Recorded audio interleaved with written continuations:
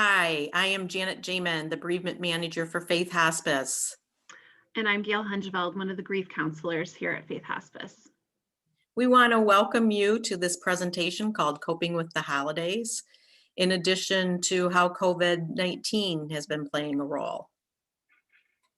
And actually, Gail is going to bring up our PowerPoint presentation, and you'll see that those two squares have moved into two small squares now. So coping with the holidays and offering strategies to help with grief. What is grief? And this is a definition by Dr. Earl Grollman, who is a pioneer in grief, grief and loss and death and dying. He's written several books, Living When a Loved One Has Died, Living with Loss, Healing with Grief. If you're interested, you can always go to the web and look him up, and you will get a list of all his books. But his definition, grief is not a disorder, it's not a disease, and it's not a sign of weakness. It's an emotional, physical, and spiritual necessity, the price you pay for love. The only cure for grief is to grieve. Grief in the holidays. Grief really does affect us physically, emotionally, mentally, and spiritually. And they can happen at different times over a period of time. So it's really important to be prepared for these feelings. So some of the physical symptoms of grief, one, crying, which is very normal.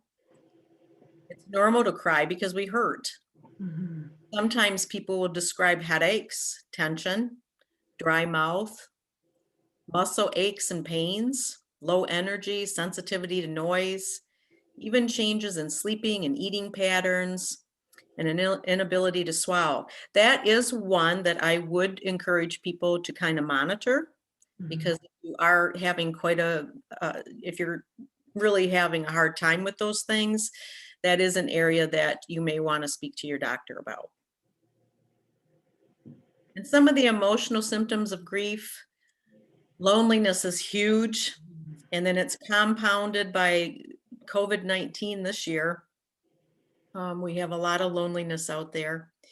Anger, people will feel relieved after a loved one dies, basically because you're exhausted, you're tired, and it was emotionally draining. It was something that you watched, and it was emotionally draining for you. So sometimes when you do feel relief, you will move right into feeling guilt because you think, geez, I shouldn't be feeling like this. But it's really normal to have those feelings of relief. And emotional symptoms of grief, the pain may be more difficult to deal with right now because of the holidays. So it's not uncommon to see dramatic changes in behavior at all. So for example, there may be more outbursts. You may see more outbursts from family members, or negative coping behaviors. And negative coping behaviors can be eating too much, drinking too much, or even using over-the-counter medications too much. So monitor those things. If you find that you're doing some of those things, you might want to talk to a counselor. You might want to talk to one of us. We're here. All you have to do is call us. And if you feel it's more than just needing someone to talk to, then you might want to reach out to your doctor if you're feeling really, really overwhelmed. So just remember, it is a strength to know yourself, and it's a strength to ask for help. So mental symptoms of grief. Here we have confusion, indecisiveness is a big one. I think there's a lot of decision making this time of year anyway, and I'm hearing from people it's really hard to make decisions. They're feeling overwhelmed by decision making, which kind of goes along with that loss of self-esteem or confidence. People are struggling with not feeling as confident. And Janet, you had a great example of that confusion that you maybe want to share, what that looks like. Or that and intertwined with feeling crazy. Exactly. Yeah. Yeah, I've had people tell me these stories over the last few years. I hear this quite often, but someone will start want to do some laundry. Mhm. And so they get the wash machine going and they step away and they think, oh my goodness, I have these dishes I need to get done. So they start the dishes and then they just start doing some other things. And then after an hour goes by, they go back into that laundry room and they've never put the clothes in the wash machine and it's already gone through the whole cycle. And it makes them feel like they're going crazy. Mhm. And they're not. They're just, Right. it's just part of that grieving process. And grief can make you feel crazy. It That's can. the thing Yeah. about grief. Yeah. It really is, because there's no one size fits all when you Right. talk about grief. Right. Yep. Yeah. And so for people who may in their lifetime have been very organized or very confident, when they start to struggle with those things, you're right. They do feel crazy because they think this is not me. This is not how Mhm. I normally Right. am. I mean, you can lose your keys. Yeah. You Right. can All be right. looking all over for your keys. There are people that are looking for their glasses, Right. and after an hour they realize they're on top of their head. Right. Right. I've had people tell me, I put the milk in the refrigerator, or I put the milk in the cupboard instead of the refrigerator, Yeah, or, yeah, just yes. things It like that. happens, I would say it happens to 98% of people. Absolutely. Yeah. So that's I love that you said that, because it's a good reminder that it's normal and you're not alone in struggling with that. Right. A lot of people are struggling. Yeah. So spiritual symptoms of grief. I think one of the big things I was talking with someone this week about is that she has a lot of just big questions that don't have easy answers. Why? Why did this happen? That's a common one. Sometimes people will struggle with anger at God, or they'll tell me that their faith has been deepened or renewed or changed in some way. So just know that all of those responses are very normal. I think there's room to explore those feelings that come up, those questions that come up.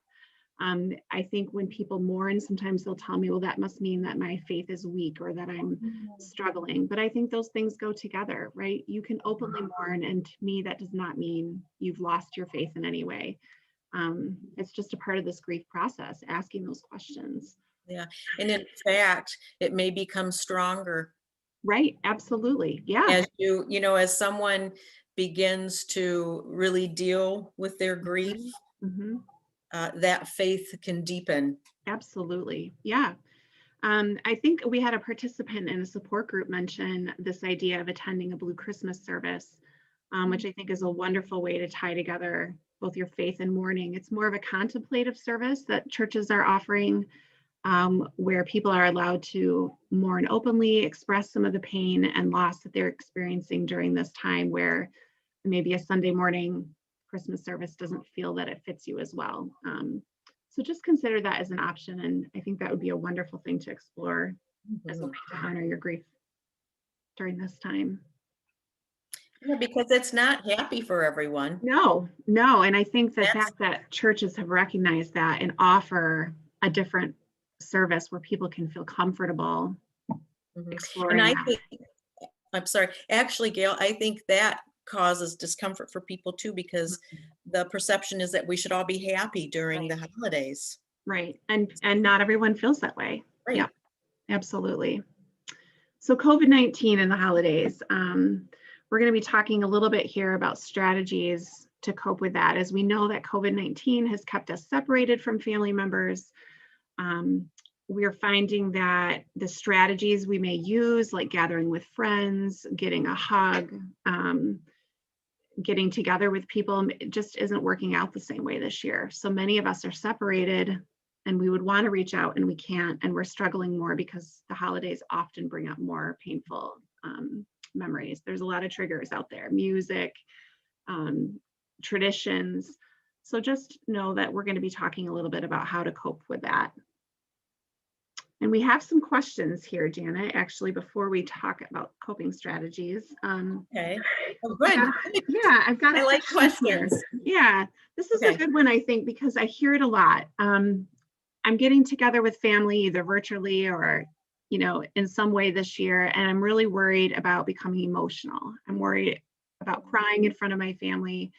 It could be that you have children that you're worried about crying in front of, or I've had grandparents tell me I don't want to upset my grandchildren, or I don't want to upset my children, and I feel embarrassed. How do I cope with that?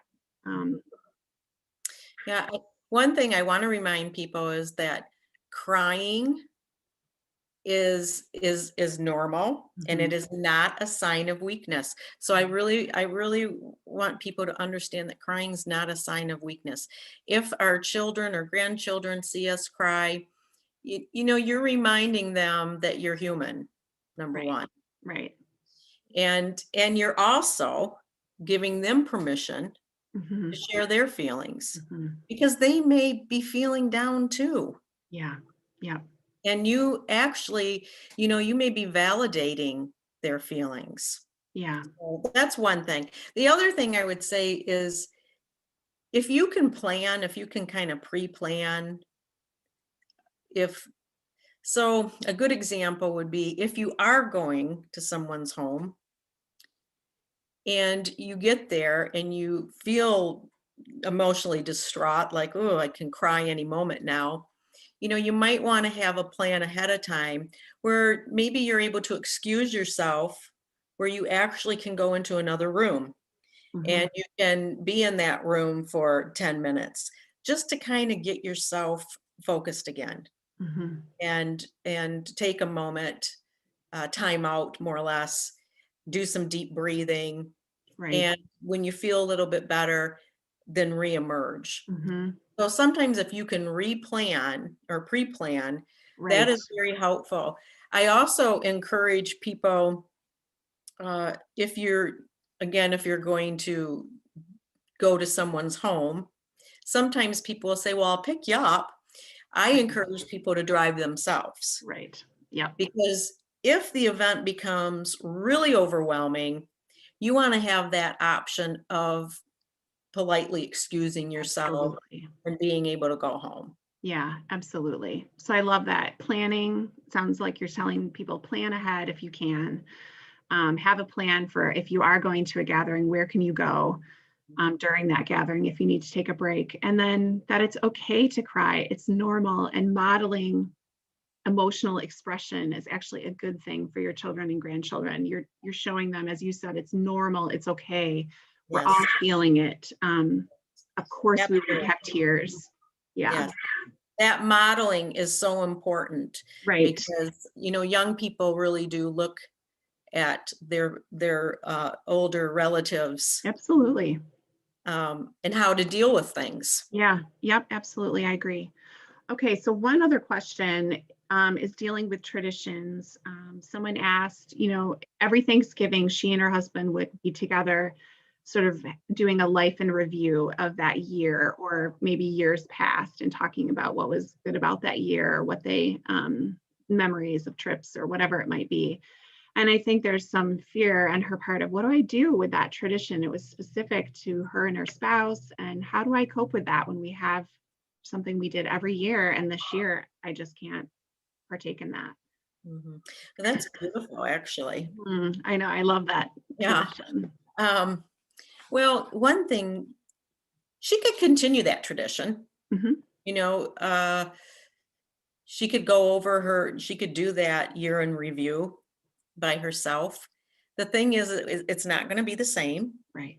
because her husband's not here, and Hmm. that may trigger some emotional reactions. Hmm. Or she could begin a new tradition, Hmm. something that could honor him and and and make her feel good at the same time. Hmm. And there are a lot of new traditions out there, and I know we have some things Yeah. we're going to talk about, but it's very hard. Hmm. But I love that you're saying there's no right or wrong. I hear this idea of there's choice, right? You can continue Yes, with what you've always always done. choice. You can change your mind. You could try it. And if, as you said, it brings up a strong emotional reaction that feels uncomfortable, try something else. That there's um, a, Yes, a bit of experimenting in grief to see what fits. and what Yes, goes best. Mhm. yes. Like you wouldn't buy a pair of shoes that didn't fit. Right, right. Yeah. So if it's something that doesn't fit for you, then look for other things that Mhm. maybe there's something better out there that Yeah, fits you. yeah. No, I Yep. love that. So we've got a lot of suggestions here too, which again, as we go through these, I love what Janet said about just knowing it's try one thing. If that doesn't fit, try something else. Absolutely, absolutely. There's no right or wrong. Mhm, mhm. So, and it can be the beginning of a new tradition. Right, That can right. be exciting. Sorry, And I'm still beautiful. on the old slide. No, but it can be a beautiful thing, right? To start something new too, Yes, as you said. it Mhm. can be. So we're going to look at some of these coping strategies. Uh, Coping with loss and being separated from family during the holidays can feel absolutely devastating. So we want to look at some things that can help. Mhm. So plant a tree. You can plant a tree in memory of your loved one. And right now, I see a lot of places that have real trees. Mhm. So you actually could buy a real tree. And so after Christmas, you wouldn't have to throw it out. You Right. actually could take that tree and plant it. Mhm. So Mhm. you could buy like a Christmas tree that you can later plant. I think Yep. that's kind I of love nice. that idea. Mhm. Yeah. Or you could buy a star for your loved one and name that star after your person. I think that's beautiful That too, is to hold a beautiful. star. Yeah. Make a donation to your loved one's favorite charity in their honor. Mhm. You're giving to someone else. And Absolutely. I think giving to others at this time can always make us feel better. Mhm. Sending Christmas cards to family and friends, particularly during this time of COVID, just Right. reaching Mhm. out to people that they're not forgotten. I think that's so important. Mhm. Listen to your favorite music. That's beautiful too. I love music.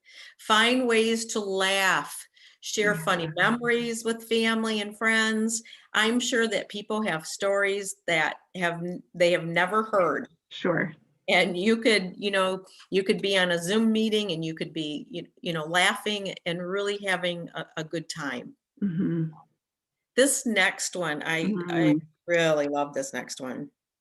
Preserve your loved one's handwriting by framing notes or recipes, or by having something they've written engraved onto jewelry. I love this. In fact, I'll just share a really quick story here.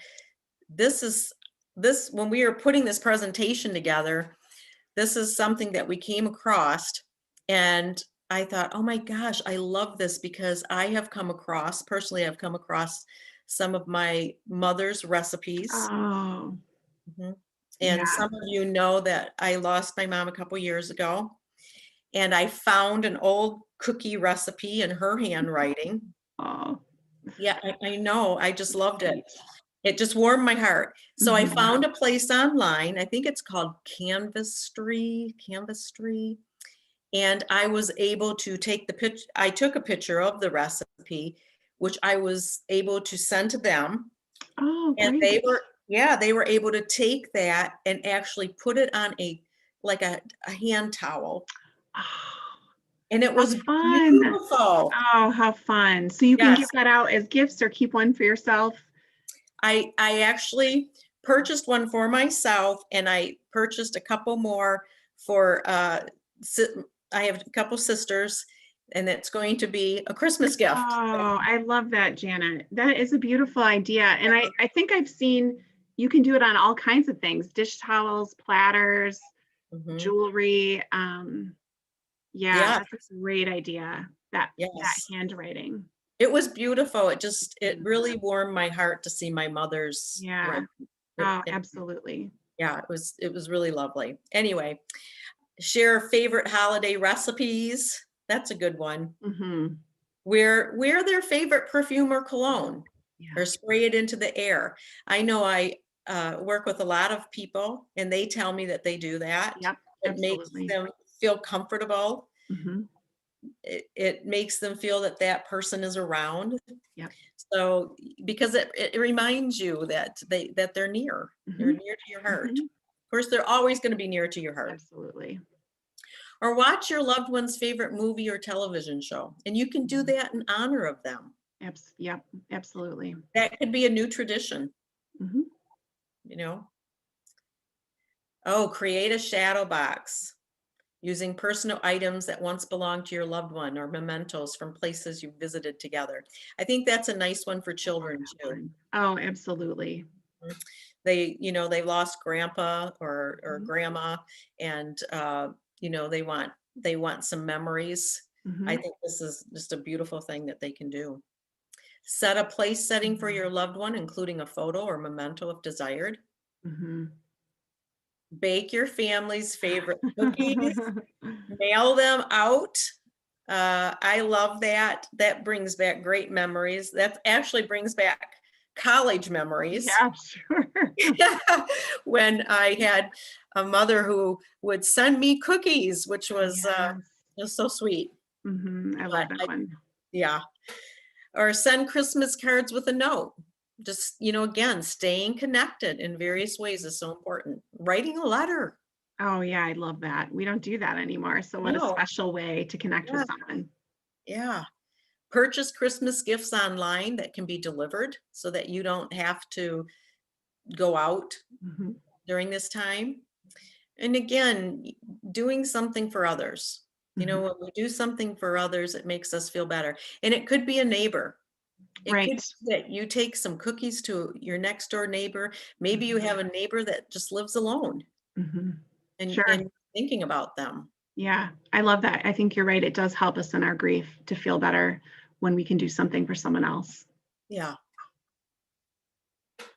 Okay, so using technology. Oh, we know in this era of COVID, we've had to become creative as we are today in doing this video instead of meeting in person. But I think we're lucky to have all these free apps, free ways to stay connected, FaceTime, Zoom calls.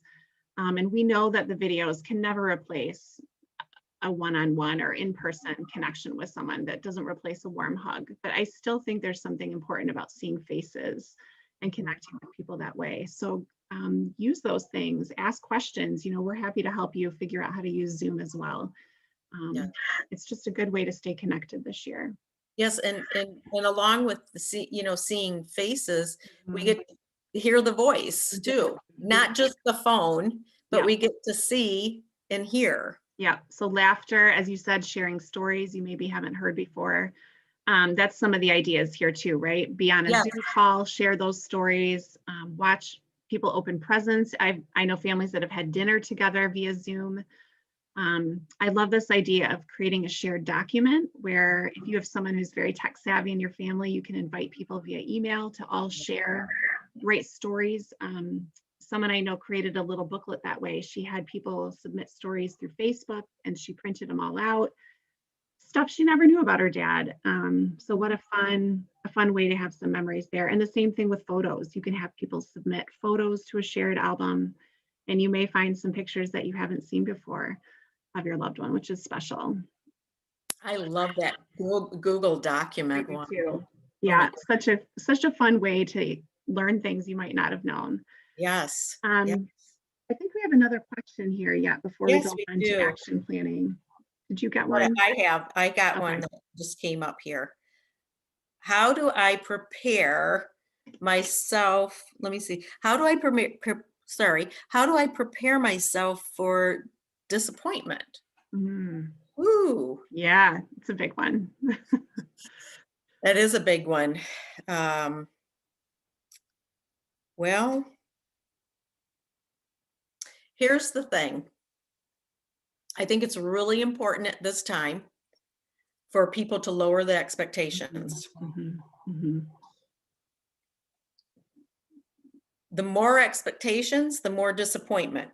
So, no expectations, no mhm, disappointment.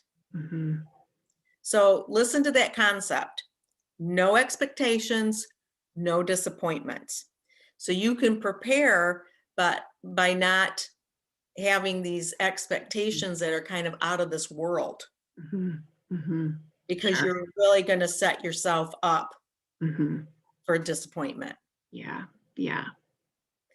I think that's actually the best thing that I can tell you. Mhm. Uh, because holidays, we do get disappointed at I do. holidays. Mhm. They come very quickly. Mhm. We're with our family, we have a great time, and then they're gone. Yeah. And then we're Yeah. alone again. Yep. And we feel empty again. Mhm. Yeah, it is a hard time of year It's for a sure. very hard time. Yep. So, really, I'd encourage you not to have the expectations that are out of reach, Mhm. Yeah. Yep. and if you can do it, just have none. Yeah.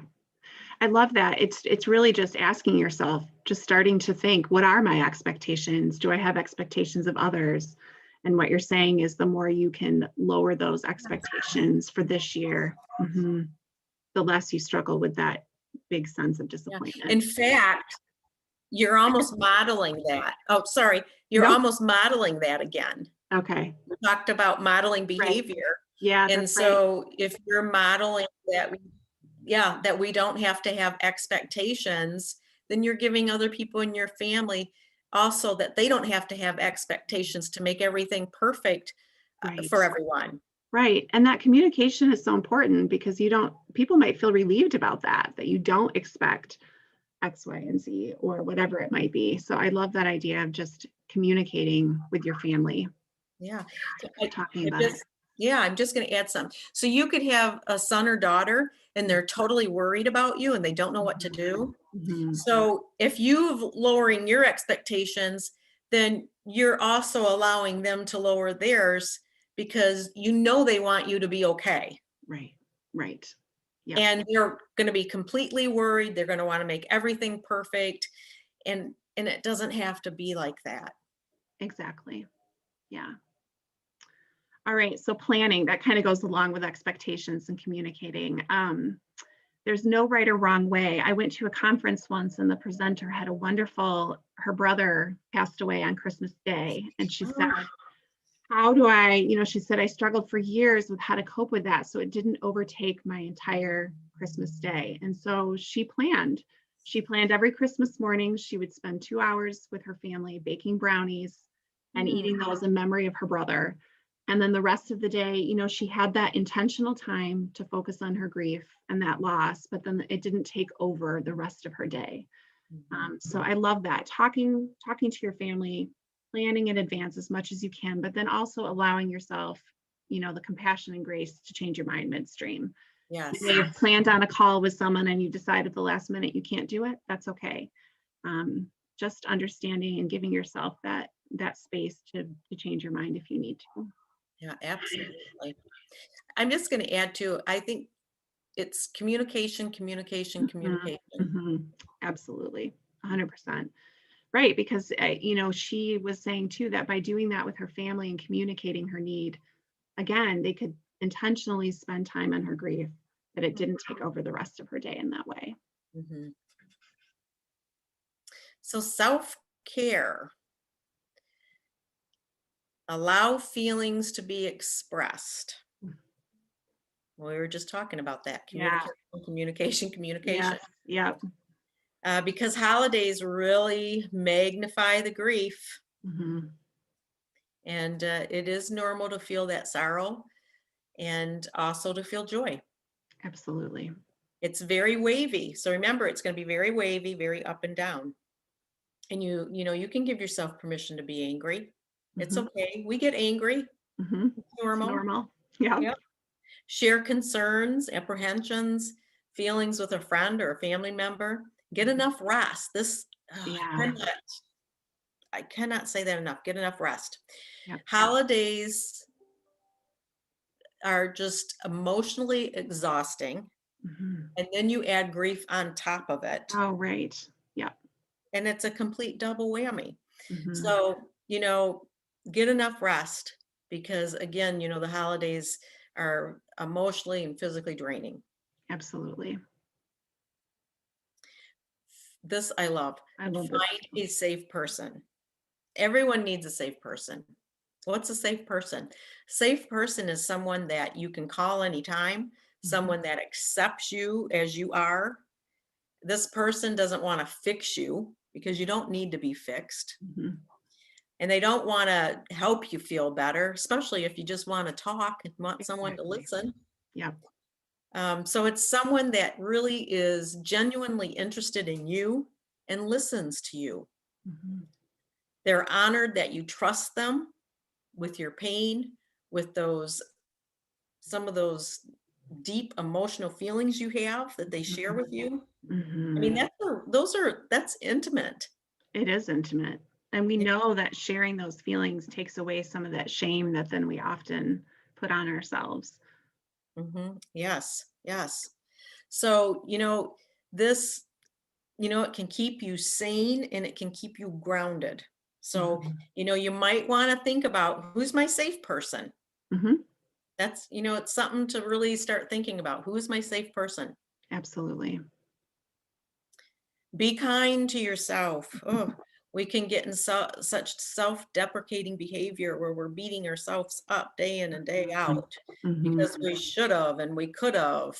But it's really important to be kind to ourselves. So Mhm. pay attention to what you need and then honor those needs.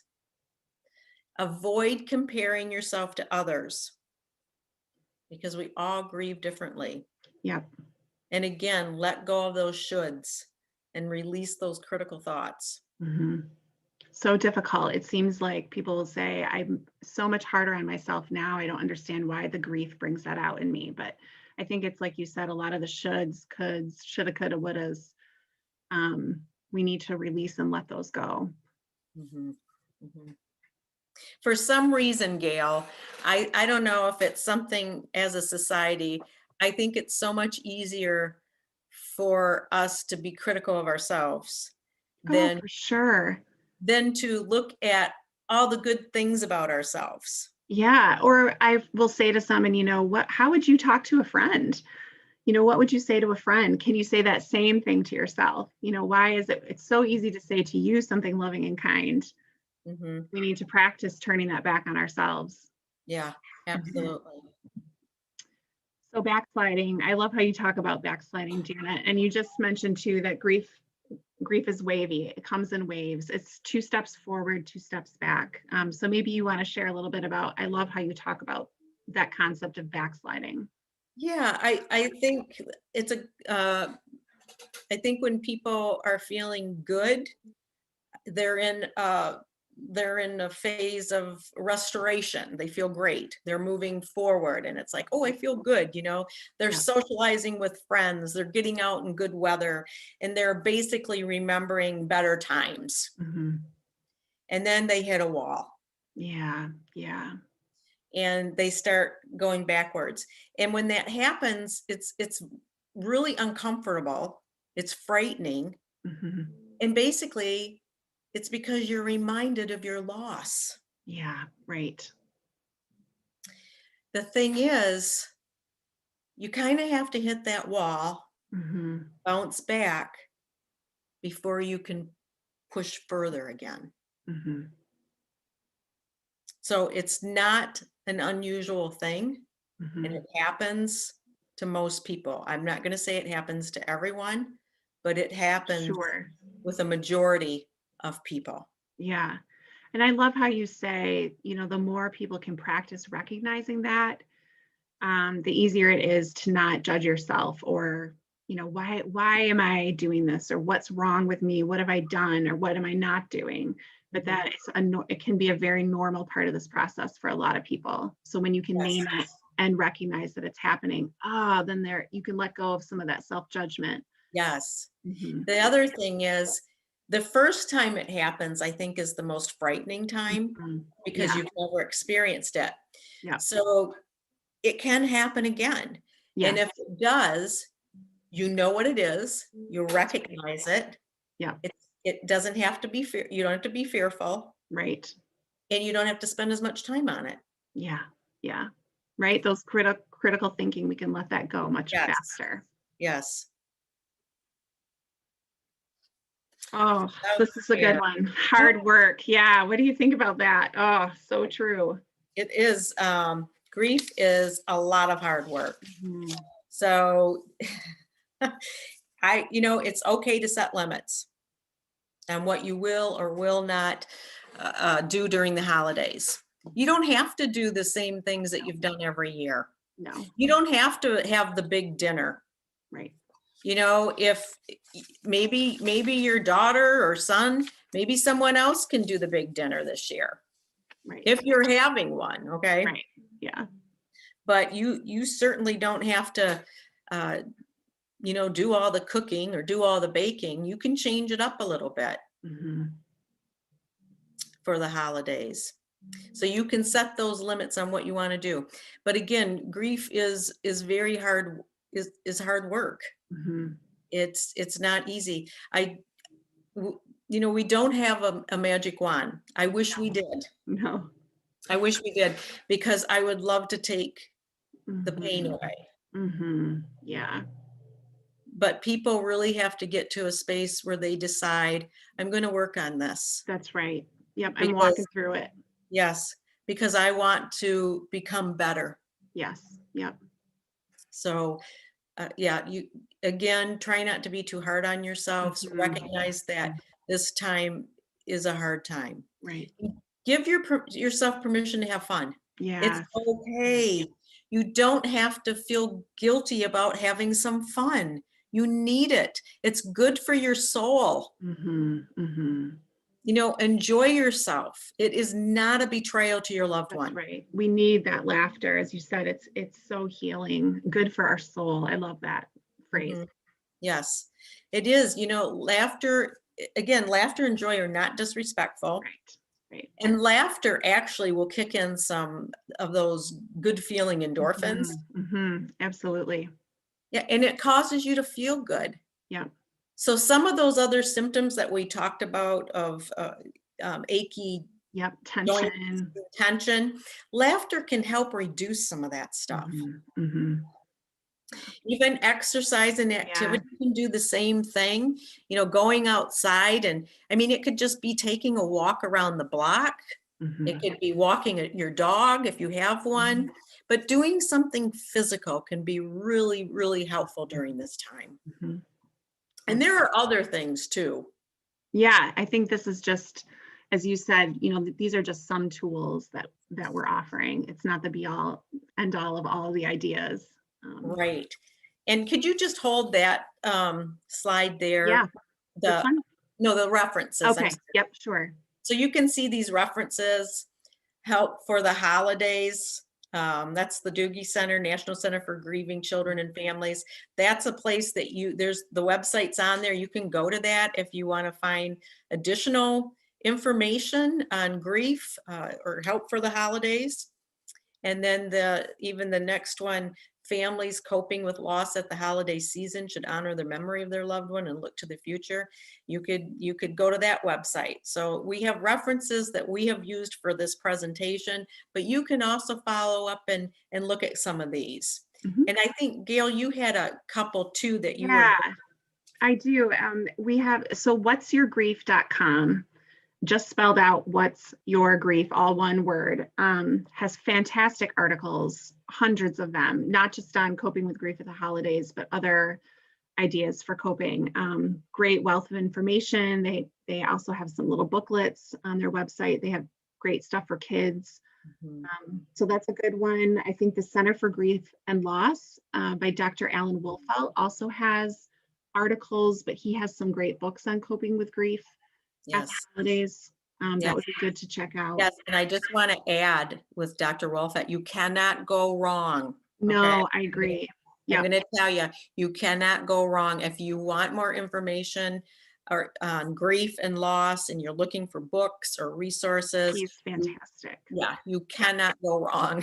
Yeah. And it's for the full, from kids, all the way spouse, parent loss. I mean, he has very detailed Yes, resources for every type of loss. yes. And then Gary Rowe has a book, Surviving the Holidays Without You.